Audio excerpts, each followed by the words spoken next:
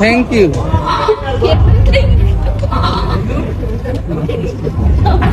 আমি জীবনে কোনোদিন কোনো মেয়ের প্রেমে পড়ি নাই,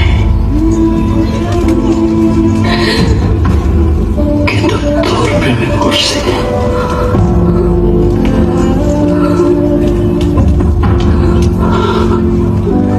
আমি